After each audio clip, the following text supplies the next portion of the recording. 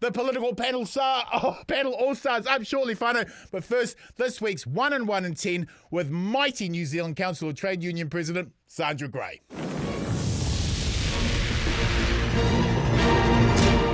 Kia ora, comrade. Welcome to the show and thank you for being available to the Fourth Estate. Your democracy is grateful. Look, we need to make sure we're having really decent conversations as often as we can, so really pleased to be with you, Bomber. Comrade, I have been greatly impressed with your leadership of the NZCTU. I've had the opportunity to see you speak on numerous occasions, and I believe you are the kind of Helen Kelly-level union president Aotearoa needs right now. Welcome. I'm currently reading Comrade Bill Anderson, A Communist Working Class Life, right here. The biography of New Zealand's great union leader. And what is fascinating to me is how similar all the problems in the 1950s, 60s and 70s are with what we are experiencing now. The cost of living was too high. The cost of housing was too high. The workers were horribly underpaid and the Labour Party was insipid and spineless. Bill spends most of his time fighting the incremental Labour Party to do anything meaningful. Why are we endlessly repeating the same mistakes in New Zealand? I mean, I think the thing is we need now to look at what 51 taught us about standing together and actually tackling these issues. And that's what 51 shows. The movement got very divided. We can't do that. Workers do need to be united in their push. And we need to be asking for what Bill and others asked for through the 50s and 60s, which is a fundamental change in our economy. Yes. And in our approach to unions. So we have been calling for that, both with Labour, but also with the Greens, with Te Pāti Māori. And of course, we're telling National and New Zealand First the same. It is time that workers were taken seriously. You are absolutely right. We see in New Zealand, 10% of New Zealanders holding 50% of the wealth, and rising child poverty, rising homelessness. Why? Why would anyone think the system is working for workers right now? And why wouldn't we stand up and say a whole new system is needed and we have the numbers to force that? Preach. Here is a poem by a New Zealand truck driver in 1952 that appears in the book. A driver hasn't got a chance to live a life of ease. He seldom gets a second glance from those he tries to please. You drive and sweat from dawn to dark. Your work is never done. A driver's job is not a lark. There's never any fun. You haven't time to catch your breath. Noises drum in your brain. They work you nearly half to death. It really is a strain. Back to the depot and load there. The bearings are running hot. Back to the depot and load some more. Your smoko, it is not. That's from 1952. And the same stresses and the same demands and the same pressures are what workers face right now. When people say we can't risk transformative policy, that it's too radical, I feel like we have been trapped in an endless loop of history, and it's only by adopting transformative policy that we are ever going to break that cycle. Is the Green Party policy to automatically enrol people into unions a transformative move? Look, it's absolutely transformative to say that unionism should be the norm for workers. Yes. The only way workers can have power is to collectivise. We've demonised working together. Yes. In New Zealand, and not just in New Zealand, but in the English-speaking world. Margaret Thatcher must be very pleased in the hot space that she's occupying, because she has convinced us that we're all individuals and we can, do things as individuals. We can't. We need to stand together. We need to stand side by side. But also that poem reflects a narrative that's stuck with workers. I speak to a lot of working New Zealanders who go, I'm just grateful to have a job. Right. And I say, your employer should be grateful to have a good worker. Yes. Because the profits being made by the mega wealthy, by the multinationals, are earned off workers' backs, are earned off the truck drivers who drive through the night and don't get to spend time with their families. And we've got to start saying that much more loudly. New Zealand is reliant on workers turning up every day and giving it their all. It's not reliant on the mega wealthy who don't pay their fair share of tax and often don't care that they are taking human lives because of overwork and stress. So, we've just got to, as workers, stand up really proudly and say, we're the reason New Zealand works.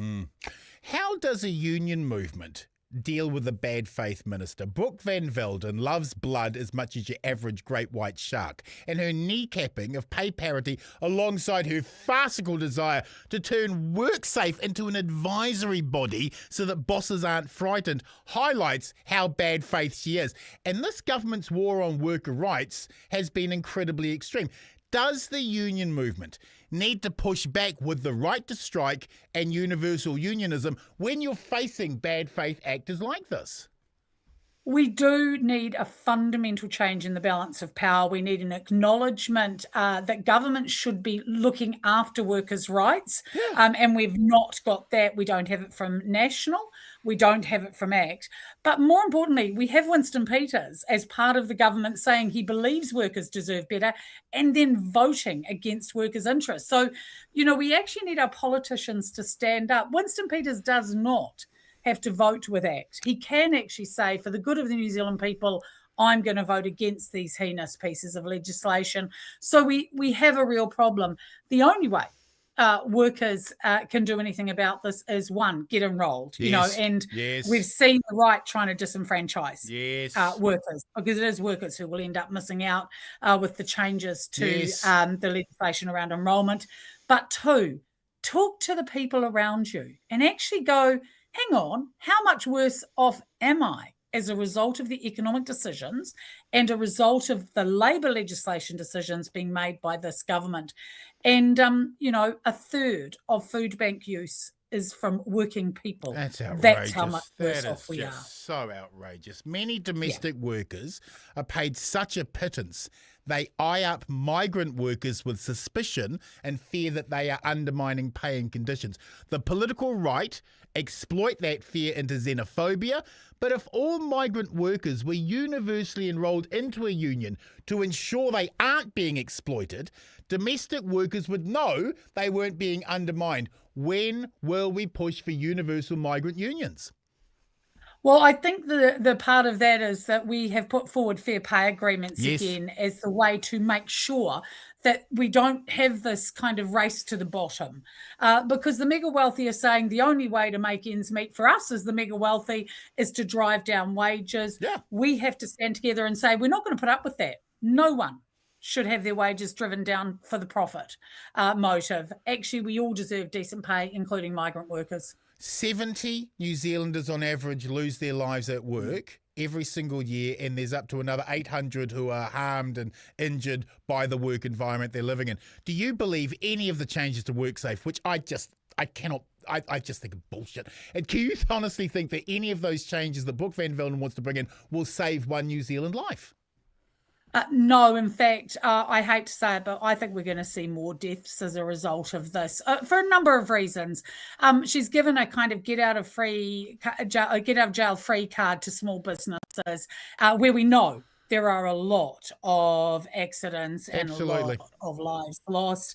But also they've kind of downplayed psychosocial harm. And as well as the 70 who lose their lives as a direct result of accidents at work, around 70 New Zealanders die by suicide a year because of work pressures. So, we don't take this seriously in New Zealand. And this government, Brooke Van Velden, has given employers the red light to basically skate across the issue of workplace injuries. And I was reflecting today as we talked about health and safety. We talk about changes over time and have things got better. My great-grandfather died in an industrial accident in 1909, I think. Some 120 years later, we've still got young men dying at work, young women dying at work, young non-binary members of our community dying at work. How on earth have we not made sure that people go home safe? This is just not good enough. And we should all be really outraged that it's our family members and our friends, our whānau, who are not coming home at the end of the day. And why? Because we have to make a little bit more money. That's all it's about. Finally, comrade, unemployment is high and voters feel betrayed by a quality of life that has gone backwards. Why should Kiwis give a damn in this election and enrol to vote? The only thing we can do is stand together and make sure we talk about the future we want for Aotearoa. And I do want to live in a New Zealand where children are not living in poverty. 1 in 7 children living in poverty is a disgrace for New Zealand. I want to live in a New Zealand where we respect the Taratio Waitangi. I want to live in a New Zealand where everybody gets a fair share, but also pays what they owe in terms of tax. And that is not the New Zealand we live in. But we can make it different, and I know we can. We absolutely can make a difference if everyone joins their union. Yes. There's a union premium, which means you'll get a little bit more money, but also you will stand with others who believe in a better life for all New Zealanders, and that is a really good thing to do. So we can. Workers, if they all took to the polls this year and all voted for parties that will actually put people and planet first, could make this election look very, very different from what the polls look like right now. Preach. It does not look good in the polls. And I am going to say for all workers who are looking at New Zealand First and the promises that they will stand by workers, we need to remember that New Zealand First has voted for every single one of the bills that is degrading your working life right now. Judge them on what they have done, not what they promised to do, because we actually need to hold National Act and New Zealand First for account for taking away money from workers, from taking away rights from workers, and from taking away the lives of workers by not taking health and safety seriously. Thank you, Sandra, for your insight and your oversight. Join your union today, comrades. Thank you, comrade. We'll talk again soon. Talk soon. Hooray.